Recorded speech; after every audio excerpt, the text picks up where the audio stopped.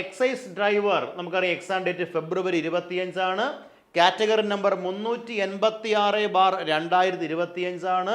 കാരണം നമുക്ക് ഈ ഒരു ടോപ്പിക്കിൻ്റെ പ്രത്യേകത പഠിച്ചാൽ ഫുള്ള് മാർക്ക് കിട്ടും. കറണ്ട് അഫയേഴ്സ് നമ്മൾ കാർഡ് പോലെ പഠിച്ചു വെച്ചാലും ചിലപ്പോൾ ഏതെങ്കിലും എലമെൻറ്റ്. പക്ഷേ സ്പെഷ്യൽ ടോപ്പിക്കിൻ്റെ പ്രത്യേകത പ്രിയ ഉദ്യോഗാർത്ഥികളെ, അപ്പോൾ ഇനി പോരാട്ടമല്ലാതെ മറ്റ് വഴികളില്ല. ഹലോ ഫ്രണ്ട്സ്, എല്ലാ ഉദ്യോഗാർത്ഥികൾക്കും കോമ്പറ്റീറ്റീവ് ക്രാക്കറിലേക്ക് സ്വാഗതം. ഞാൻ രാഖിൽ RS. നമ്മൾ ഇന്നത്തെ ക്ലാസ്സിൽ നമ്മുടെ civil excise officer driver, woman civil excise officer അടക്കമുള്ള പരീക്ഷകളുടെ എല്ലാം പൊതുവായ സിലബസിൽ ഉൾപ്പെടുത്തിയിട്ടുള്ള പ്രധാനപ്പെട്ട ഒരു ഭാഗമാണല്ലോ നിങ്ങളുടെ തസ്തികയുടെ സ്വഭാവവുമായി ബന്ധപ്പെട്ട സ്പെഷ്യൽ ടോപ്പിക്ക്. അതുമായി ബന്ധപ്പെട്ട പ്രധാനപ്പെട്ട വസ്തുതകൾ നമുക്ക് ഇന്നൊന്ന് പരിശോധിക്കാം. അപ്പോൾ എല്ലാവരും ഈ ക്ലാസ് ഒന്ന് ഷെയർ ചെയ്യാനും ലൈക്ക് ചെയ്യാനും മറ്റുള്ളവരിലേക്ക് എത്തിക്കാനും നമ്മുടെ ഈ ചാനൽ സബ്സ്ക്രൈബ് ചെയ്യാനും ശ്രദ്ധിക്കുമല്ലോ. നമുക്കെന്നാൽ ഈ ഒരു സെഷനിലേക്ക് പോകാം. അപ്പോൾ സിവിൽ എക്സൈസ് ഓഫീസർ ഡ്രൈവറാണ് അടുത്ത സമയത്ത് നിൽക്കുന്ന ഒരു പരീക്ഷ. എന്നാൽ വിമൺ സിവിൽ എക്സൈസ് ഓഫീസറുണ്ട്. മറ്റു പ്രധാനപ്പെട്ട എല്ലാ എക്സൈസ് ഓഫീസർ തസ്തികയുടെയും സിലബസിലുള്ള ഒരു ടോപ്പിക്കാണ് സ്പെഷ്യൽ ടോപ്പിക് അല്ലേ. നമുക്കറിയാം 20 മാർക്കിൻ്റെ സ്പെഷ്യൽ ടോപ്പിക്കാണ് നിങ്ങളുടെ സിലബസിലുള്ളത്. പിന്നീട് നിങ്ങൾക്ക് ഈ ഡ്രൈവർ തസ്തിക ഏതാണെങ്കിലും നമുക്കറിയാം ഡ്രൈവിംഗ് ലൈസൻസുമായി ബന്ധപ്പെട്ട വിഷയങ്ങൾ ഏതാണ്ട് 30 മാർക്കോളം ഉണ്ടായിരിക്കും. അതുകൊണ്ട് തന്നെ ശരിക്കും പറഞ്ഞാൽ സ്പെഷ്യൽ ടോപ്പിക്ക് ഡ്രൈവർ തസ്തികയിലേക്ക് 50 മാർക്കിനുണ്ടെന്ന് നമുക്ക് പറയാൻ പറ്റും. ഇവിടെ നമുക്ക് നിങ്ങളുടെ ജോലിയുടെ സ്വഭാവവുമായി ബന്ധപ്പെട്ട 20 മാർക്കിൻ്റെ ടോപ്പിക്കാണ് നമ്മളിപ്പോൾ ഒന്ന് വിശകലനം ചെയ്യാൻ പറ്റുന്നത്. പെട്ടെന്ന് നമുക്ക് ക്ലാസ്സിലേക്ക് പോകാം. നോക്കൂ, നമുക്ക് സിലബസ് പരിശോധിക്കാം. സിലബസിൽ നമുക്കറിയാം detail syllabus for the post of civil excise officer driver. Total 100 മാർക്കിൽ 20 മാർക്ക് കണ്ടോ സ്പെഷ്യൽ ടോപ്പിക്കാണ്. തസ്തികയുടെ സ്വഭാവവുമായി ബന്ധപ്പെട്ടാണ് 20 മാർക്ക്. 30 മാർക്ക് ഡ്രൈവിംഗ് ലൈസൻസിന് അടിസ്ഥാനം, അപ്പോൾ തന്നെ 50 mark.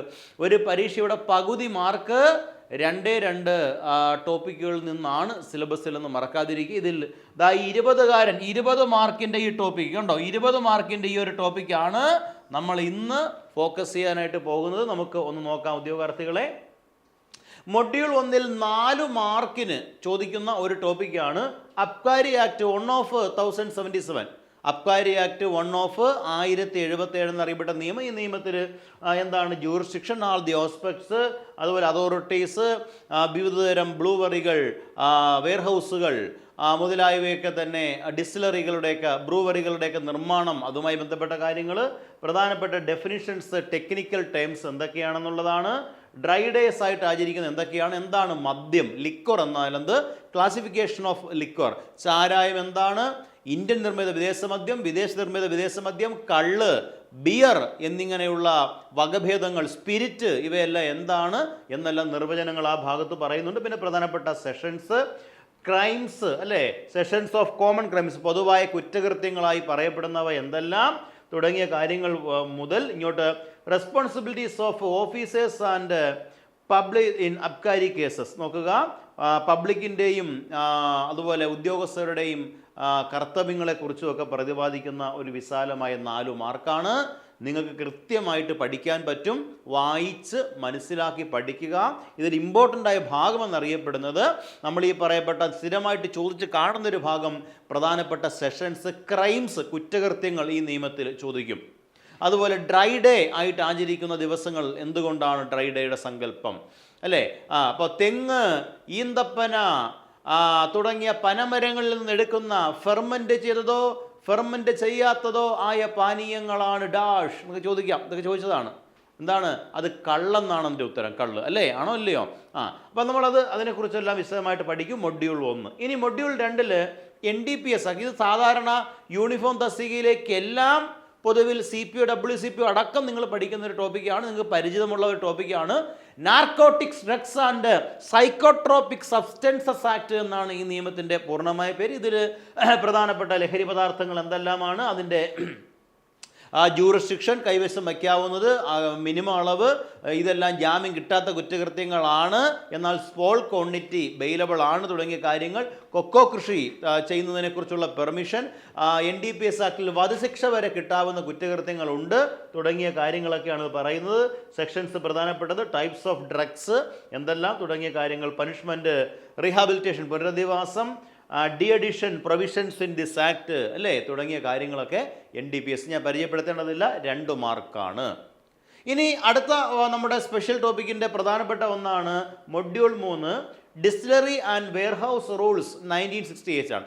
Distillery and warehouse rules 1968 ആണ്. ഇത് ഡിസ്റ്റിലറികളുടെയും ഈ വെയർഹൗസ് റൂൾസുമായി ബന്ധപ്പെട്ട് പാലിച്ചിരിക്കേണ്ട ചില കാര്യങ്ങൾ, എന്തുമായി ബന്ധപ്പെട്ട് ബ്ലെൻഡിങ്, കോമ്പൗണ്ടിങ്, അതുപോലെ റെഡ്യൂസിങ്, ഫോർട്ടിഫിക്കേഷൻ മുതലായിട്ടുള്ള, അതുപോലെ FNA, RS തുടങ്ങിയിട്ടുള്ള ടൈമുകൾ എന്താണ് അല്ലേ, അബ്സല്യൂട്ട് ആൽക്കഹോള് നിങ്ങൾ കേട്ട് കാണും. ഇങ്ങനെയുള്ള കാര്യങ്ങളാണ് ഈ ഭാഗത്ത് പ്രതിപാദിക്കുക. സ്ട്രെങ്ത് ഓഫ് ആൽക്കഹോൾ, ആൽക്കഹോളിൻ്റെ ഗാഢത എത്ര പെർസെൻറ്റേജ് ഓരോന്നിനും പറയുന്നുണ്ട് അല്ലേ. Volume per percentage, volume percentage ആണ് പറയുന്നത് നിങ്ങൾ, ആപേക്ഷിക ഗാഢത ഓരോന്നിൻ്റെയും അതെത്രയായിരിക്കണം. പിന്നെ ഓരോന്നിൻ്റെയും പ്രത്യേകത, ആൽക്കഹോള്, ഡിസ്റ്റിലേഷൻ, ഫെർമെൻറ്റേഷൻ ഉണ്ടോ, പ്രൂഫ് സ്പിരിറ്റ് തുടങ്ങിയ കാര്യങ്ങളൊക്കെ നമ്മൾ ആ ഭാഗത്ത് പറയുന്നു. Distillery and warehouse rules. Okay, അടുത്ത പ്രധാനപ്പെട്ട ഒന്നാണ് foreign liquor rules. Module 4 foreign liquor rules, വിദേശ മദ്യവുമായി ബന്ധപ്പെട്ട നിയമമാണ്. നമുക്കറിയാം ഇന്ത്യൻ നിർമ്മിത വിദേശ മദ്യവും ഉണ്ട്, പിന്നെ എന്തുണ്ട്, വിദേശ നിർമ്മിത വിദേശ മദ്യവും ഉണ്ട്. ഈ വിദേശ മദ്യങ്ങളുമായി ബന്ധപ്പെട്ട നിർവചനങ്ങൾ, ഡിഫറെൻ്റ് ലൈസൻസസ് അല്ലേ, FL1, FL3, FL11 മാത്രമല്ല ഒട്ടനവധി ലൈസൻസുകൾ നമുക്ക് പഠിക്കാനുണ്ട്, അതെല്ലാം പഠിക്കണം.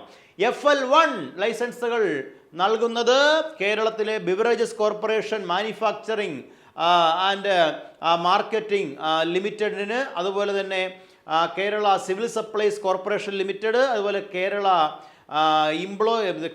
കോഓപ്പറേറ്റീവ് കൺസ്യൂമർ ഫെഡറേഷൻ തുടങ്ങിയവയ്ക്ക് മാത്രം നൽകുന്ന ലൈസൻസാണ് FL1 ഉണ്ടോ.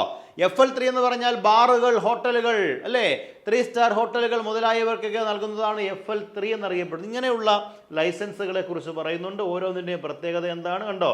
IMFL Indian made foreign liquor കണ്ടോ. FMFL എന്ന് പറഞ്ഞാൽ ഫോറിൻ മെയ്ഡ് ഫോറിൻ ലിക്വർ, ഇതിൻ്റെയൊക്കെ പ്രത്യേകത എന്താണ്. പിന്നെ വർക്കിംഗ് അവേഴ്സ്, എത്ര സമയം ആയിരിക്കണം ജോലി സമയം. എക്സൈസ് ഉദ്യോഗസ്ഥരുടെ ഈ സമയം, പിന്നെ ഗോഡൗണിലെയും വെയർഹൗസിലെയും ഡ്യൂട്ടി ടൈം എപ്പോഴായിരിക്കും. ഡ്രൈ ഡേയ്സ് ആയിട്ട് ആചരിക്കുന്നത് എന്നെല്ലാമാണ്, ഡ്രൈ ഡേ ആയിട്ട് ആചരിക്കേണ്ട പ്രാധാന്യം, മീനിങ്, ഇതിൻ്റെ എല്ലാ കാര്യങ്ങൾ തുടങ്ങിയ കാര്യങ്ങളാണ് ഈ ഒരു ഭാഗത്ത് പറയുന്നത്. Foreign liquor rules 4 mark. അതുപോലെ അടുത്ത മൊഡ്യൂൾ 5 ആണ് കോട്ട്പ. നമുക്കറിയാം cigarettes and other tobacco products prohibition act, cigarettes and other tobacco products prohibition act ആണ് മൊഡ്യൂൾ 5, 3 മാർക്കാണ്. പുകയില വിരുദ്ധമായിട്ടുള്ള, പുകയിലക്കെതിരെയുള്ള ഒരു നിയമമാണ് പാർലമെൻറ്റ് പാസ്സാക്കിയത്.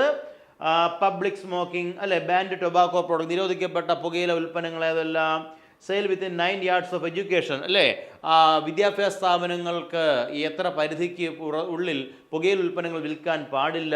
വിത്തൗട്ട് വാണിംഗ് അഡ്വർടൈസ്മെൻറ്റ്, പുകയില വാണിംഗ് മുന്നറിയിപ്പ് അഡ്വർടൈസ്മെൻ്റ് ഇല്ലാതെ, അല്ലെങ്കിൽ പുകയിലയുമായി ബന്ധപ്പെട്ട പ്രൊമോഷൻ ചെയ്യാനുള്ള മുന്നറിയിപ്പുകൾ നിരോധിച്ചിരിക്കും തുടങ്ങിയ കാര്യങ്ങൾ ആ ഭാഗത്ത് പറയുന്നുണ്ട്. പിന്നെയാണ് അവസാനത്തെ മൊഡ്യൂള് ക്യാമ്പയിൻ അഗെയിൻസ്റ്റ് ആൽക്കഹോളിസമാണ്, മദ്യപാനത്തിനെതിരെയുള്ള, നിങ്ങൾ വിമുക്തി യോദ്ധാവ് ഇതെല്ലാം കേട്ടിട്ടില്ലേ, നിങ്ങൾ ഒരുപാട് കേട്ടിട്ടില്ലേ, ലഹരി വിരുദ്ധ ക്യാമ്പയിനുകൾ ഗവൺമെൻറ്റിന് മുന്നോട്ട് വയ്ക്കുന്നത് അല്ലേ.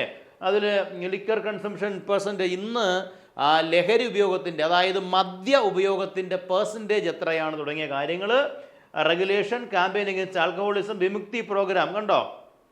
ഇങ്ങനെയുള്ള ഫങ്ഷണറീസ് അണ്ടർ ദി വിമുക്തി പ്രോഗ്രാമിൻ്റെ കീഴിലുള്ള മറ്റ് പ്രധാനപ്പെട്ട ക്യാമ്പയിനുകൾ തുടങ്ങിയവയൊക്കെയാണ് നമ്മളതുമായി ബന്ധപ്പെട്ട് ഇത്രയുമാണ് നിങ്ങളുടെ ജോലിയുടെ സ്വഭാവമായി. ഇനി ഒരു 2 മാർക്ക് കൂടിയുണ്ട്, അത് IT ആക്ട് 2. ഇത് സാധാരണ എല്ലാ PSC പരീക്ഷയ്ക്കും നിങ്ങൾ പഠിക്കുന്നത് തന്നെയാണ് IT ആക്ട് 2. ഇത്രയും ഒരു ഭാഗമാണ് നിങ്ങൾക്ക് അതുമായി ബന്ധപ്പെട്ട് സിലബസിൽ പഠിക്കാൻ. മനസ്സിലാവുന്നുണ്ടോ? അപ്പോൾ നമുക്ക് പെട്ടെന്ന് തന്നെ ഈ സ്പെഷ്യൽ ടോപ്പിക്കിൽ നിന്ന്, സ്പെഷ്യൽ ടോപ്പിക്ക് എങ്ങനെ പഠിക്കണം, സ്പെഷ്യൽ ടോപ്പിക്ക് എന്താണ് എന്നതിനെ സംബന്ധിച്ചെല്ലാം വിശദമായിട്ടുള്ള വീഡിയോ കോമ്പറ്റീറ്റീവ് ക്രാക്കറിൻ്റെ തന്നെ മറ്റ് വീഡിയോകളിൽ കണ്ടിട്ടുണ്ട്, നിങ്ങൾ പോയി കാണുക. നമുക്കിനി അധികം സമയമില്ല, കാരണം ഏതാണ്ട് ഇനി 1-2 മാസത്തിൻ്റെ ഗ്യാപ്പിൽ പരീക്ഷ വരും. അപ്പോൾ നിങ്ങൾ ശ്രദ്ധിച്ചിരിക്കേണ്ട കാര്യം പ്രീവിയസ് ക്വസ്റ്റ്യൻസ് തന്നെയാണ് നമ്മുടെ വഴികാട്ടി, ആണോ അല്ലയോ? ഇതുവരെ സിവിൽ എക്സൈസ് ഓഫീസർ പരീക്ഷകൾക്ക് ചോദിച്ച പ്രീവിയസ് ക്വസ്റ്റ്യൻസ് എല്ലാം നിങ്ങൾ കൃത്യമായിട്ട് കണ്ടെത്തുകയും ആ ചോദ്യങ്ങൾ സ്വന്തമായിട്ട് നോക്കുകയും ഈ ചോദ്യങ്ങൾ ഏതെല്ലാം ഭാഗത്തുനിന്ന് ചോദിച്ചു ആ ഭാഗത്തു നിന്നുള്ള, കാരണം നമുക്ക് ഈ ഒരു ടോപ്പിക്കിൻ്റെ പ്രത്യേകത പഠിച്ചാൽ ഫുള്ള് മാർക്കും കിട്ടും, മനസ്സിലാവുന്നുണ്ട്. ഇപ്പോൾ നമുക്ക് ഇപ്പോൾ ഇംഗ്ലീഷൊക്കെ ആണെങ്കിൽ വൊക്കാബുലറി എത്ര പഠിച്ചാലും ചിലപ്പോൾ ഏതെങ്കിലുമൊക്കെ മിസ്സായി പോയേക്കാം. കറണ്ട് അഫേഴ്സ് നമ്മൾ കാർഡ് പോലെ പഠിച്ച് വെച്ചാലും ചിലപ്പോൾ ഏതെങ്കിലും എലമെൻറ്റ്. പക്ഷേ സ്പെഷ്യൽ ടോപ്പിക്കിൻ്റെ പ്രത്യേകത ഈ നിയമത്തിലുള്ളതല്ലേ ചോദിക്കാൻ പറ്റൂ, അല്ലേ സെക്ഷൻസ് അല്ലേ ചോദിക്കാൻ പറ്റൂ, അതല്ലേ അങ്ങോട്ട് ചോദിക്കാൻ പറ്റൂ. അതുകൊണ്ട് ഇത് പഠിച്ചു വച്ചാൽ നിങ്ങൾക്ക് ഫുൾ മാർക്ക് ഉറപ്പാണ്. അപ്പോൾ ചോദ്യങ്ങൾ കുറച്ച് പ്രീവിയസ് ക്വസ്റ്റ്യൻസ് നമുക്കൊന്ന് ഡിസ്കസ് ചെയ്യാം ഉദ്യോഗാർത്ഥികളെ. നമുക്ക് അടുത്തതായിട്ട് കുറച്ച് ചോദ്യങ്ങൾ നോക്കാം. നമുക്ക് കുറച്ച് മോഡൽ ചോദ്യങ്ങൾ നോക്കിയാലോ? നോക്കാം അല്ലേ. ഒന്നാമത് ചോദ്യം നോക്കുക. മദ്യനിർമ്മാണത്തിനായി ഡിസ്റ്റിലറികൾ നിർമ്മിക്കാൻ അനുമതി നൽകുന്ന അബ്കാരി ആക്ടിലെ വകുപ്പ് ഏത്? ഡിസ്റ്റിലറികൾ നിർമ്മിക്കാൻ അനുവാദം നൽകുന്ന അബ്കാരി ആക്ടിലെ വകുപ്പ് ഏതാണ് എന്നാണ് ചോദ്യം. Option A section 14A, option B 14B, option C 14C, option D 14D. പറയാമോ? ഇവിടെ ശരി ഉത്തരം ഒന്നേ ഉള്ളൂ. അതേതായിരിക്കും? അത് വേറൊന്നുമല്ല. സെക്ഷൻ ഏതാണെന്ന് വെച്ച് കഴിഞ്ഞാൽ ഏതാണ് അത്? 14A ആണ് ശരി ഉത്തരം. കണ്ടോ, 14A, സെക്ഷൻ 14A ആണ് ഇവിടുത്തെ ശരി ഉത്തരം. 14A ആണ് ശരി ഉത്തരം. കണ്ടോ, അപ്പോൾ നമ്മളിത് സാധാരണ സെക്ഷൻ 14 ഡിസ്റ്റിലറികൾ, ബ്രൂവറികൾ, വെയർഹൗസുകൾ ഇവയുടെയൊക്കെ നിർമ്മാണവുമായി ബന്ധപ്പെട്ട വകുപ്പാണ് 14. പക്ഷെ 14ൻ്റെ സബായിട്ടുള്ള സെക്ഷൻസിൽ 14Aയിൽ പറയുന്നു ഡിസ്റ്റിലറികളുടെയും നിർമ്മാണമാണ്. 14B വെയർഹൗസുകളുടെ നിർമ്മാണമാണ്. എന്നാൽ ഇവയെല്ലാം പ്രവർത്തനം അവസാനിപ്പിക്കുന്നതുമായി ബന്ധപ്പെട്ട കാര്യങ്ങളാണ് 14Cയിൽ പറയുക. അതുമായി ബന്ധപ്പെട്ട മറ്റു പ്രൊവിഷൻസ് ആണ് 14D. അപ്പോൾ അതുകൊണ്ട് ഇവിടുത്തെ ശരി ഉത്തരം 14A. മനസ്സിലാവുന്നുണ്ടോ? അപ്പോൾ നമ്മളെല്ലാം അറിഞ്ഞിരിക്കണം ഉദ്യോഗാർത്ഥികളെ, ഡിസ്റ്റിലറികൾ, ബ്രൂവറികൾ, വെയർഹൗസുകൾ എന്നിവ സ്ഥാപിക്കുന്നതിനും നിയന്ത്രിക്കുന്നതിനും മായി ബന്ധപ്പെട്ട വസ്തുതകൾ പ്രതിപാദിക്കുന്ന അബ്കാരി ആക്ട് 1 of 1077 അതിലെ വകുപ്പാണ് സെക്ഷൻ 14. കൃത്യമായി പറഞ്ഞാൽ 14A ഡിസ്റ്റിലറികളുടെ രൂപീകരണത്തെക്കുറിച്ചും 14B വെയർഹൗസുകളുടെ രൂപീകരണത്തെക്കുറിച്ചുമാണ് പ്രതിപാദിക്കുക. 14 പൊതുവായ സെക്ഷൻ. മനസ്സിലാവുന്നുണ്ടല്ലോ. Manufacture, possession and sale of liquor അല്ലേ, മദ്യത്തിൻ്റെ നിർമ്മാണം, സംഭരണം, അതുപോലെ തന്നെ സെയിൽ, വിൽപ്പന മുതലായവയെ പറ്റിയെല്ലാം പ്രതിപാദിക്കുന്ന വകുപ്പ് 12. അബ്കാരി ആക്ടിലെ വകുപ്പ് 12 പ്രതിപാദിക്കുക. ഈ നിയമത്തിലെ വ്യവസ്ഥകൾ പ്രകാരമല്ലാതെ ലഹരി മരുന്ന് പദാർത്ഥങ്ങളുടെ നിർമ്മാണം നിരോധിച്ചിരിക്കുന്ന വകുപ്പാണ് ഏത്? സെക്ഷൻ 12. ലഹരി മരുന്ന് വ്യാപാരം നിരോധിച്ചിരിക്കുന്ന വകുപ്പാണ് ഏത്? സെക്ഷൻ 12. ഓക്കെ, 12Aയിൽ പറയുന്നു, നോക്കുക ഉദ്യോഗാർത്ഥികളെ, ഈ അബ്കാരി ആക്ടിലെ വ്യവസ്ഥകൾ പ്രകാരം അല്ലാതെ ലഹരി മരുന്ന് അല്ലെങ്കിൽ മദ്യം പദാർത്ഥങ്ങളുടെ നിർമ്മാണം നിരോധിച്ചിരിക്കുന്നു എന്ന് പറയുന്ന വകുപ്പാണ് ഏത്? 12. ഓക്കെ, ഇനി അടുത്തത് 12A ആണ്. മദ്യമോ ലഹരി മരുന്നോ ഉൾപ്പെടെയുള്ള ഏതൊരു പദാർത്ഥങ്ങളുടെ നിർമ്മാണം നിരോധിച്ചിരിക്കുന്നു എന്ന് പറയപ്പെട്ട വകുപ്പാണ് 12A, സെക്ഷൻ 12A. മനസ്സിലാവുന്നുണ്ടോ? അതുപോലെ തന്നെയാണ് 12B. അത് പറയുന്നത് ഈ നിർമ്മാണ പ്രക്രിയയിൽ ഉപയോഗിച്ചിരിക്കുന്ന നിരവധിയായിട്ടുള്ള മദ്യത്തിൻ്റെയും ലഹരി പദാർത്ഥങ്ങളുടെയും കൈവശം വയ്ക്കാവുന്ന അളവിനെ പറ്റിയാണ് പ്രതിപാദിക്കുന്നത് 12B. അത് ശരിയല്ലേ? അപ്പോൾ നിർമ്മാണ പ്രക്രിയയിൽ ഉപയോഗിക്കേണ്ട മദ്യത്തിൻ്റെ, അപ്പോൾ നമ്മൾ ഈ ഇന്ത്യൻ നിർമ്മിത വിദേശ മദ്യമാണെങ്കിലും വിദേശ നിർമ്മിത വിദേശ മദ്യമാണെങ്കിലും ഇവയുടെ നിർമ്മാണ പ്രക്രിയയിൽ ഉപയോഗിക്കേണ്ട മദ്യത്തിൻ്റെ അളവ്, സ്പിരിറ്റ് ആണെങ്കിൽ സ്പിരിറ്റ്, അല്ലെങ്കിൽ പ്രൂഫ് സ്പിരിറ്റ് ആണെങ്കിൽ പ്രൂഫ് സ്പിരിറ്റ്, ഫെർമെൻറ്റഡ് ആൽക്കഹോൾ ആണെങ്കിൽ അതിൻ്റെ അളവ് എത്രയായിരിക്കണം തുടങ്ങിയ കാര്യങ്ങൾ പറയുന്ന വകുപ്പാണ് 12B. അടുത്തത്, മനുഷ്യർക്കോ മൃഗങ്ങൾക്കോ വേണ്ടി ചികിത്സയുമായി ബന്ധപ്പെട്ട കാര്യങ്ങൾക്കല്ലാതെ ഒരു വ്യക്തി മദ്യമോ ലഹരി മരുന്നോ കമ്മീഷൻ നിർദ്ദേശിച്ചിട്ടുള്ള അളവിൽ കൂടുതൽ കൈവശം വയ്ക്കാൻ പാടില്ല അല്ലേ. എക്സൈസ് കമ്മീഷൻ അനുവദിച്ച അളവിൽ കൂടുതൽ ഒരു വ്യക്തി മദ്യം കൈവശം വയ്ക്കാൻ പാടില്ല. വയ്ക്കാം, ഏത് കാര്യത്തിലാണെങ്കിൽ മനുഷ്യർക്കോ മൃഗങ്ങൾക്കോ വേണ്ടിയുള്ള ചികിത്സയുമായി ബന്ധപ്പെട്ട കാര്യങ്ങൾക്കാണെങ്കിൽ. അപ്പോൾ മനുഷ്യനോ മൃഗമോ ആയി ബന്ധപ്പെട്ടവരുടെ ചികിത്സയ്ക്ക് വേണ്ടി അല്ലാതെ ഒരു കാരണവശാലും എക്സൈസ് കമ്മീഷൻ നിർദ്ദേശിക്കപ്പെട്ട അളവിൽ കൂടുതൽ മദ്യം എന്ത് ചെയ്യാൻ പാടില്ല? കൈവശം വയ്ക്കാൻ പാടില്ല എന്ന കാര്യം നിങ്ങൾ ഓർത്തിരിക്കണം. മനസ്സിലാവുന്നുണ്ടോ? ഒരു വ്യക്തിക്ക് കൈവശം വയ്ക്കാവുന്ന ലൈസൻസുകൾ ഒന്നുമില്ലാതെ പരമാവധി കൈവശം വയ്ക്കാൻ പറ്റുന്ന വിദേശ മദ്യത്തിൻ്റെ അളവ് 13.5 ലിറ്റർ. 13.5 ലിറ്റർ. എന്നാൽ കള്ളുൾപ്പെടെ ആകെ കൈവശം വയ്ക്കാവുന്ന മദ്യത്തിൻ്റെ അളവ് 15 ലിറ്ററാണ്. നമ്മളത് വിശാലമായിട്ട് ക്ലാസ്സിൽ പഠിക്കും, തൽക്കാലം ഒന്ന് ഓർക്കുക. ഇനി അതുപോലെ 14 നമ്മൾ പറഞ്ഞു, ഡിസ്റ്റിലറികൾ, ബ്രൂവറികൾ എന്നിവയുടെ നിർമ്മാണവുമായി ബന്ധപ്പെട്ടാണ് 14. ഓക്കെ, അടുത്ത ക്വസ്റ്റ്യനിലേക്ക് പോകുക. നോക്കുക, രണ്ടാമത്തെ ക്വസ്റ്റ്യൻ. അബ്കാരി നിയമപ്രകാരം ഡിസ്റ്റിലറികൾ ഉണ്ടാക്കാനുള്ള അനുമതി നൽകേണ്ടത് ആരാണ്? Option A excise commissioner, option B excise minister, option C ഗവൺമെൻറ്റിൻ്റെ അനുമതിയോടുകൂടി എക്സൈസ് കമ്മീഷണർ, ഓപ്ഷൻ ഡി ഇവരാരുമല്ല. പറയൂ. സെക്ഷൻ 14 ഡിസ്റ്റിലറികൾ, ബ്രൂവറികൾ മുതലായവയുടെ വെയർഹൗസുകളുടെയൊക്കെ നിർമ്മാണം നമുക്കറിയാം. ഇതിന് അന്തിമ അനുമതി നൽകേണ്ടത് ആരെന്ന് വെച്ച് കഴിഞ്ഞാൽ മറന്നു പോകരുത്, വേറെ ആരുമല്ല. ആരാണ്? ഗവൺമെൻറ്റിൻ്റെ അനുമതിയോടെ, ഗവൺമെൻറ്റിൻ്റെ അനുമതിയോടുകൂടി എക്സൈസ് കമ്മീഷണറാണ് ശരി ഉത്തരം. ഗവൺമെൻറ്റിൻ്റെ അനുമതിയോടുകൂടി ആര്? എക്സൈസ് കമ്മീഷണർ എന്നതാണ് ശരി ഉത്തരം. മനസ്സിലാവുന്നുണ്ടോ? അപ്പോൾ ഇതുമായി ബന്ധപ്പെട്ട അനുമതിയെ പറ്റിയെല്ലാം പറയുന്ന ഒരു വകുപ്പാണ് നമ്മുടെ അബ്കാരി ആക്ടിലെ സെക്ഷൻ 8 ക്ലോസ് 1 പറയുന്നു, ഒരു വ്യക്തിയും പെർമിറ്റ് ഇല്ലാതെ, അല്ലേ, പെർമിറ്റ് ട്രാൻസിറ്റ് ഇല്ലാതെ ചാരായം നിർമ്മിക്കുകയോ അവയുടെ ഇറക്കുമതിയോ കയറ്റുമതിയോ ചെയ്യുകയോ അവയെ കൈവശം വയ്ക്കുകയോ സംഭരിക്കുകയോ അല്ലെങ്കിൽ സൂക്ഷിച്ചു വയ്ക്കുകയോ വിൽപ്പന ചെയ്യുകയോ ചെയ്യാൻ പാടില്ല, അല്ലെങ്കിൽ അവയെ കുപ്പിയിലാക്കി വിൽക്കാൻ പാടില്ല എന്നെല്ലാം പറയുന്ന വകുപ്പാണ് 8(1). അപ്പോൾ എക്സൈസ് കമ്മീഷണറുടെയോ അല്ലെങ്കിൽ അസിസ്റ്റന്റ് എക്സൈസ് കമ്മീഷണറുടെയോ ഡെപ്യൂട്ടി എക്സൈസ് കമ്മീഷണറുടെയോ ഒന്നും അനുമതി ഇല്ലാതെ ഒരു കാരണവശാലും ഒരു വ്യക്തിയും ചാരായം അല്ലെങ്കിൽ ഈ പറയപ്പെട്ട സ്പിരിറ്റ് കൈവശം വയ്ക്കാനോ സംഭരിച്ചു വയ്ക്കാനോ സൂക്ഷിക്കാനോ വിൽപ്പന ചെയ്യാനോ കുപ്പിയിലാക്കി വിൽക്കാനോ ഒന്നും പാടില്ല എന്ന് പറയപ്പെട്ട വകുപ്പാണ് 8. അപ്പോൾ നമ്മുടെ ചോദ്യം എന്താണ്? ആരാണ് ഡിസ്റ്റിലറികൾ നിർമ്മിക്കാനുള്ള അനുമതി കൊടുക്കുന്നതെന്നാണ്. ആരാണ്? ഗവൺമെൻറ്റിൻ്റെ അനുമതിയോടുകൂടി ആര്? എക്സൈസ് കമ്മീഷണർ എന്നാണ് ഇവിടുത്തെ ഉത്തരം. ഇനി 8(2) പറയുന്നുണ്ട്, സെക്ഷൻ 8(1) പ്രകാരമുള്ള ഏതെങ്കിലും വ്യവസ്ഥകൾ ആരെങ്കിലും ലംഘിക്കുകയാണെങ്കിൽ ആ വ്യക്തി കിട്ടുന്ന ശിക്ഷ 10 വർഷം വരെ തടവും 1 ലക്ഷം രൂപയിൽ കുറയാത്ത പിഴയുമാണ്. അപ്പോൾ ആരെങ്കിലും 8(1) പ്രകാരമുള്ള വ്യവസ്ഥ ലംഘിച്ചാൽ, അതായത് അനധികൃതമായി പെർമിറ്റ് ഇല്ലാതെ പെർമിറ്റ് ട്രാൻസിറ്റ് ഇല്ലാതെ ഈ സ്പിരിറ്റ് സൂക്ഷിച്ചാൽ അല്ലെങ്കിൽ വിൽപ്പന നൽകിയാൽ നൽകുന്ന ശിക്ഷ എത്രയാണ്? 10 വർഷം വരെ തടവും, അല്ലേ? 10 വർഷം എന്നല്ല, 10 വർഷം വരെ തടവും, പിന്നെ 1 ലക്ഷം രൂപയിൽ കുറയാത്ത പിഴയുമാണ് ശിക്ഷ എന്ന കാര്യം പറയുന്ന വകുപ്പാണ് 8(2). മനസ്സിലാവുന്നുണ്ടോ?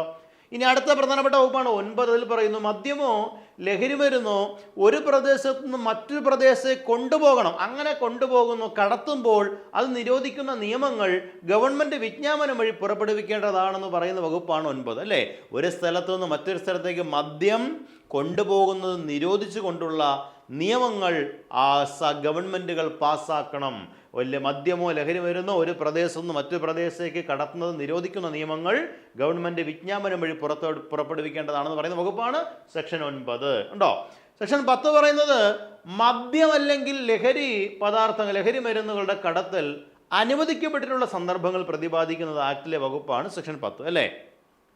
മദ്യം അല്ലെങ്കിൽ ലഹരി പദാർത്ഥങ്ങൾ ഈ പറയപ്പെട്ട എന്താ പറയുക, ഒരു സ്ഥലത്തു നിന്ന് മറ്റു പ്രദേശത്തേക്ക് കടത്തിക്കൊണ്ട് പോകാൻ പാടില്ല എന്നാണ് സെക്ഷൻ 9 പറഞ്ഞതെങ്കിൽ ചില പ്രത്യേക സാഹചര്യങ്ങളിൽ ഇത്തരം മദ്യമോ ലഹരി മരുന്നോ ഒക്കെ തന്നെ കടത്തിക്കൊണ്ട് പോകാൻ അനുമതി നൽകേണ്ടതാണ് എന്നും പറയുന്ന വകുപ്പ്, അനുമതി നൽകാൻ കഴിയുമെന്ന് പറയുന്ന വകുപ്പാണ് സെക്ഷൻ 10. അല്ലേ? 10 പ്രകാരം സർക്കാർ വിജ്ഞാപനത്തിലൂടെ പുറപ്പെടുവിച്ച അളവിൽ കൂടുതൽ മദ്യമോ ലഹരി വസ്തുക്കളോ കടത്തുവാൻ പാടില്ല. അല്ലേ? സെക്ഷൻ 10 പ്രകാരം സർക്കാർ അനുവദിച്ച ഒരു അളവുണ്ട്, എന്താ പറയുക, കടത്തിക്കൊണ്ടുപോകാൻ അല്ലെങ്കിൽ എന്താ പറയുക കൂട്ടിക്കൊണ്ടുപോകാൻ അല്ലെങ്കിൽ കയ്യിൽ കൊണ്ടുപോകാൻ കഴിയുന്ന ഗതാഗത മാർഗത്തിൽ കൊണ്ടുപോകാൻ കഴിയുന്ന അളവുണ്ട്. ആ അളവിൽ കൂടുതൽ മദ്യം സൂക്ഷിക്കാൻ പാടില്ല എന്നുള്ളതാണ് ഓർത്തിരിക്കേണ്ടത്. സെക്ഷൻ 11 പറയുന്നു, മദ്യമോ ലഹരി പദാർത്ഥങ്ങളോ കടത്തുന്നതിനാവശ്യമായിട്ടുള്ള പെർമിറ്റുകളെ കുറിച്ച് പ്രതിപാദിക്കുന്ന വകുപ്പാണ്. അപ്പോൾ ഏത് സെക്ഷനിലാണ് മദ്യമോ ലഹരി പദാർത്ഥങ്ങളോ കടത്തുന്നതിനാവശ്യമായ പെർമിറ്റുകളെ പറ്റി പറയുന്നത്? 11ാമത്തെ വകുപ്പിലാണ് പെർമിറ്റുകളെ പറ്റി പറയുന്നത്. മനസ്സിലാവുന്നുണ്ടല്ലോ? ഈ മദ്യമോ ലഹരി പദാർത്ഥമോ കൊണ്ടുപോകാൻ പെർമിറ്റ് നൽകുന്നത് ആരാണ് ചോദിച്ചു കഴിഞ്ഞാൽ എക്സൈസ് കമ്മീഷണറോ അല്ലെങ്കിൽ അദ്ദേഹത്തിന് വേണ്ടി യഥാക്രമം അധികാരപ്പെടുത്തിയ മറ്റേതെങ്കിലും ഉദ്യോഗസ്ഥനോ ഗവൺമെൻറ്റിൻ്റെ അനുമതിയോടെ ആയിരിക്കണം. ഗവൺമെൻറ്റിൻ്റെ അനുമതിയോടെ. മനസ്സിലാവുന്നുണ്ടല്ലോ? അപ്പോൾ നമുക്ക് അടുത്ത ചോദ്യത്തിലേക്ക് പോകാം. നമ്മുടെ അടുത്ത ചോദ്യം നമുക്കറിയാം, കോറ്റ്ബ നിയമം 2003 നിന്നാണ്. അതായത് cigarettes and other tobacco products prohibition act 2003. ഈ നിയമം പ്രാബല്യത്തിൽ വന്നത് എന്താണെന്നാണ് അല്ലേ? ഇപ്പോൾ 2003 എന്നുള്ളത് ക്വസ്റ്റ്യനിലുണ്ട്, പക്ഷേ ഇവിടെ ഇങ്ങോട്ട് നോക്കിക്കേ, 2003 ജനുവരി 1, option B April 1, option C May 18, option D May 1. ശരി ഉത്തരം ഒന്നേ ഉള്ളൂ. പറയാമോ ഏതായിരിക്കും ഉത്തരം? ഓപ്ഷൻ സി ആണ്. എന്ന് പറയുമ്പോൾ 2000 ഏതാണ് പറയൂ? 2003 മെയ് മാസം 18 ഇവിടുത്തെ ശരി ഉത്തരം. 2003 മെയ് 18 കണ്ടോ? 2003 മെയ് 18, 2003 മെയ് 18 ഇവിടുത്തെ ശരി ഉത്തരം അല്ലേ? നമുക്കറിയാം നമ്മുടെ ഇന്ത്യയിൽ വർദ്ധിച്ചു വരുന്ന ഒരുതരം എന്താ പറയുക സാമൂഹ്യ വിപത്താണ് പുകവലി എന്നറിയപ്പെടുന്നത്. ഈ നിയമം ഇന്ത്യയിൽ മുഴുവൻ പ്രദേശങ്ങളിലും ബാധകമായിട്ടാണ് ഈ നിയമം വന്നത്. കോറ്റ്ബ നിയമത്തിൽ പ്രതിപാദിച്ചിട്ടുള്ളവ എന്തെല്ലാം? സിഗരറ്റ്, മറ്റ് പുകയില ഉൽപ്പന്നങ്ങൾ എന്നിവ പരസ്യം ചെയ്യാൻ പാടില്ല. അപ്പോൾ കോറ്റ്ബ നിയമം വന്നത് 2003 മെയ് 18. ഇതിൽ പറയുന്ന പ്രധാനപ്പെട്ട വസ്തുക്കൾ: 1 സിഗരറ്റ്, മറ്റ് പുകയില ഉൽപ്പന്നങ്ങൾ ഇവയുടെ ഒന്നും അഡ്വർടൈസ്മെൻറ്റ് പാടില്ല എന്ന് പറയുന്നു അല്ലേ? ഇവ വഴിയോരങ്ങളിൽ കൊണ്ടുചെന്ന് വിൽപ്പന നടത്താൻ പാടില്ല. ഈ പുകയില ഉൽപ്പന്നങ്ങൾ വഴിയോരങ്ങളിൽ എന്ത് ചെയ്യാൻ പാടില്ല? വിൽപ്പന നടത്താൻ പാടില്ല. ഈ നിയമം ഇന്ത്യയിലെ മുഴുവൻ പ്രദേശങ്ങളിലും ബാധകമാണ് നമ്മൾ പറഞ്ഞു. അതുപോലെ തന്നെ ഇവ ഏതൊക്കെ മേഖലകളിൽ കച്ചവടം ചെയ്യാം, എവിടെയെല്ലാം ഉൽപ്പാദിപ്പിച്ച് എങ്ങനെ കടകളിൽ എത്തിക്കാം തുടങ്ങിയ കാര്യങ്ങളെക്കുറിച്ചും ഈ കോറ്റ്ബ നിയമത്തിൽ പറയുന്നു. ഈ നിയമം പുകയില അടങ്ങുന്ന എല്ലാ ഉൽപ്പന്നങ്ങൾക്കും ബാധകമാണ്. പുകയില അടങ്ങിയ ഏതെല്ലാം ഉൽപ്പന്നം ഉണ്ടോ ആ നിയമങ്ങൾക്കെല്ലാം പൊതുവെ ബാധകമാണ് നമ്മുടെ ഈ cigarettes and other tobacco products act എന്നറിയപ്പെടുന്ന നിയമം. ഇവ ഏതൊക്കെ മേഖലകളിൽ കച്ചവടം ചെയ്യാം, എവിടെയെല്ലാം ഉൽപ്പാദിപ്പിക്കാം, എങ്ങനെ കടകളിലെത്തിക്കാം തുടങ്ങിയ കാര്യങ്ങളെല്ലാം തന്നെ നമ്മൾ ഈ ഒരു സെക്ഷൻ നിയമത്തിൽ പറയുന്നുണ്ട്. ഈ കോറ്റ്ബ ആക്ടിൽ പുകയില ഉൽപ്പന്നങ്ങൾ ഉൾപ്പെടുന്നവ ഏതെല്ലാം ഉൽപ്പന്നങ്ങളാണ് പുകയില ഉൽപ്പന്നങ്ങളായി ഉൾപ്പെടുന്നത്? 1 സിഗരറ്റ്സ് ആണ്, 2 സിഗാർസ് ആണ്, അതുപോലെ നമുക്കറിയാം ചെറോട്ട്സ് ആണ്, അതുപോലെ ബീഡീസ്, നിങ്ങൾ കേട്ടില്ലേ? ബീഡീസ് കേട്ടിട്ടില്ലേ? അതുപോലെയാണ് സിഗരറ്റ് ടൊബാക്കോ, പൈപ്പ് ടൊബാക്കോ. നിങ്ങൾ ഈ പൈപ്പ് വലിക്കുന്നേ കണ്ടില്ലേ? പഴയ സിനിമയിൽ തിലകനൊക്കെ വലിക്കുന്നത് pipe tobacco. And hookah tobacco. ഹുക്ക വലിക്കുക എന്ന് ഒരു വലിയ ഓസ് കണക്ക് നമ്മൾ ഈ പൂന്തോട്ടത്തിലൊക്കെ ഈ ഓസിന് വെള്ളം ഒടിക്കുന്ന പോലത്തെ വലിയൊരു ഓസ് എടുത്ത് ഇങ്ങനെ വലിച്ചു വിടും. ഹുക്ക ഇതെല്ലാം പുകയിലയാണ്. അതുപോലെ ച്യൂവിങ് ടൊബാക്കോ അല്ലേ? ച്യൂവ് ചെയ്യുന്ന, വായിലിട്ട് ചവയ്ക്കുന്ന ടൊബാക്കോ. അതുപോലെ സ്നഫ് നമുക്കറിയാം. Pan masala or any chewing material having tobacco as one of its ingredients. വായിലിട്ട് ചവയ്ക്കുന്ന ഏതൊരു ഉൽപ്പന്നവും, മനസ്സിലാവുന്നുണ്ടോ? ഇതെല്ലാം ഇത്തരം ഇതിൻ്റെ പുകയില ഉൾപ്പെട്ട ഏതൊരു ഉൽപ്പന്നവും അല്ലേ? അതുപോലെ തന്നെ gutkha, tooth powder containing tobacco ഉൾപ്പെട്ട ടൂത്ത് പൗഡർ, പൽപ്പൊടി, ഇതെല്ലാം ടൊബാക്കോ പ്രോഡക്റ്റ് ആണെന്നെല്ലാം ഓർത്തിരിക്കുക. കേരളത്തിലെ ആദ്യ പുകയില പരസ്യരഹിത ജില്ല തിരുവനന്തപുരമാണ്. അതുപോലെ കേരളത്തിലെ ആദ്യ പുകയില വിമുക്ത ജില്ല കോട്ടയം. മറന്നുപോകരുത്, പുകയില പരസ്യ വിമുക്ത ജില്ലയാണ് തിരുവനന്തപുരം, പരസ്യരഹിത ജില്ലയാണ് തിരുവനന്തപുരം. എന്നാൽ കേരളത്തിലെ ആദ്യ പുകയില വിമുക്ത ജില്ല കോട്ടയമാണ്. കേരളത്തിലെ ആദ്യ പുകയില വിമുക്ത പഞ്ചായത്ത് കാഞ്ചിയാർ പഞ്ചായത്താണ്. കേരളത്തിലെ ആദ്യ പുകയില വിമുക്ത ഗ്രാമം എന്നറിയപ്പെടുന്നത് കുളിമാവ് ഗ്രാമമാണ്. ഇന്ത്യയിലെ തന്നെ ആദ്യത്തെ പുകയില വിമുക്ത വില്ലേജാണ് ഏതാണ്? ഗരിഭേമ. നാഗാലാൻഡിലെ ഗരിഭേമയാണെന്നും നിങ്ങൾ അറിഞ്ഞിരിക്കണം. പ്രിയ ഉദ്യോഗാർത്ഥികളെ, സിവിൽ എക്സൈസ് ഓഫീസർ ഡ്രൈവർ തസ്തിക അടിസ്ഥാനമാക്കിയ പ്രധാനപ്പെട്ട ഒരു പരീക്ഷ നമ്മളിവിടെ ഫെബ്രുവരിയിൽ പ്രതീക്ഷിക്കുന്നു. ഈ പരീക്ഷയ്ക്ക് മുന്നോടിയായി സിവിൽ എക്സൈസ് ഡ്രൈവർ മാത്രമല്ല, civil excise woman civil excise officer അടക്കമുള്ള പരീക്ഷകളുടെ എല്ലാം സിലബസിൻ്റെ സ്പെഷ്യൽ ടോപ്പിക്കിനെ മുൻനിർത്തിയ ഒരു പുതിയ കോഴ്സ് കോമ്പറ്റീറ്റീവ് ക്രാക്കർ ഒരു ക്രാഷ് കോഴ്സായി ലോഞ്ച് ചെയ്തിട്ടുണ്ട്. എക്സൈസ് ഡ്രൈവർ നമുക്കറിയാം, എക്സാം ഡേറ്റ് ഫെബ്രുവരി 25 കാറ്റഗറി നമ്പർ 386/2025 ആണ്. സർക്കാർ ജോലിയിലേക്ക് ഇനി 90 ദിവസങ്ങളാണ്. ഈ 90 ദിവസങ്ങളെ നിങ്ങൾ നന്നായി ഈ സ്പെഷ്യൽ ടോപ്പിക്കിന് ഇമ്പോർട്ടൻസ് കൊടുത്തുകൊണ്ട് നന്നായി പരിശീലിപ്പിക്കാൻ ഒരു ക്രാഷ് കോഴ്സാണ് മുന്നോട്ട് വയ്ക്കുക. നിങ്ങൾ ഈ സ്ക്രീനിൽ കാണുന്ന നമ്പറിൽ കോൺടാക്ട് ചെയ്തുകൊണ്ടോ അല്ലെങ്കിൽ താഴെ കാണുന്ന ലിങ്കിൽ ക്ലിക്ക് ചെയ്തുകൊണ്ടോ നിങ്ങൾക്ക് ഇതുമായി ബന്ധപ്പെട്ട കോഴ്സിൻ്റെ വിവരങ്ങൾ അന്വേഷിക്കാം, അഡ്മിഷൻ ഉറപ്പിക്കാനായിട്ട് കഴിയും പ്രിയ ഉദ്യോഗാർത്ഥികളെ. അപ്പോൾ ഇനി പോരാട്ടമല്ലാതെ മറ്റ് വഴികളില്ല. 90 ദിവസങ്ങൾ നിങ്ങളുടെ മുന്നിലുണ്ട്. എക്സൈസ് ഡ്രൈവറാകാൻ, വുമൺ എക്സൈസ് ഓഫീസറാകാൻ നിങ്ങൾ ഒരുങ്ങിക്കൊള്ളൂ. അതിനുവേണ്ടിയുള്ള പോരാട്ടത്തിനായിട്ട് നിങ്ങൾക്ക് എല്ലാ പിന്തുണയുമായി കോമ്പറ്റീറ്റീവ് ക്രാക്കറും ഉണ്ടായിരിക്കും. അപ്പോൾ സിവിൽ എക്സൈസ് ഓഫീസർ, ഡ്രൈവർ അടക്കമുള്ള എല്ലാ എക്സൈസ് പരീക്ഷകളുടെയും സിലബസിലെ സ്പെഷ്യൽ ടോപ്പിക്കുമായി ബന്ധപ്പെട്ട മറ്റ് പ്രീവിയസ് ചോദ്യങ്ങളുടെ ഡിസ്കഷനുമായി നമുക്ക് തൊട്ടടുത്ത ഒരു ഭാഗത്ത് വീണ്ടും കാണാം. Thank you all of you. By.